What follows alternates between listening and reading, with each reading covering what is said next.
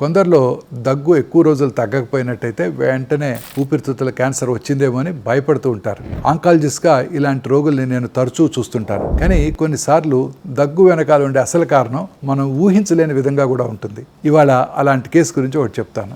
ఒక వ్యక్తికి నెలల తరబడి దగ్గు ఆగకుండా వచ్చేది. చివరికి నా దగ్గరికి రావడం జరిగింది క్యాన్సర్ ఉందేమని భయపడి. సో మేము స్కాన్ చేశాక ఒక ఆశ్చర్యకరమైన విషయం బయటపడింది.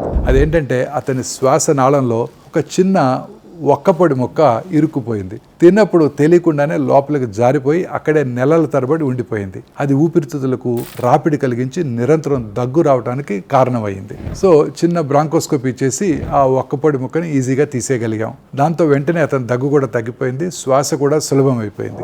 ఈ ఘటన చెప్తుంది ఏంటంటే ఎన్నాళ్ళైనా తగ్గని దగ్గు ఉన్నప్పుడు ఎప్పుడు క్యాన్సర్ వల్లే కాదు, కొన్నిసార్లు చాలా చిన్న ఊహించని కారణాల వల్ల కూడా వస్తుంది. కాబట్టి 2-3 వారాలకు మించి దగ్గు కనుక తగ్గకపోయినట్టయితే ఊహించుకోవడం కాదు, పరీక్ష చేయించుకోవడం ముఖ్యం. సరైన నిర్ధారణ భయాన్ని తగ్గిస్తుంది, అసలు కారణాన్ని చూపిస్తుంది, త్వరగా కోలుకోవడానికి దారితీస్తుంది.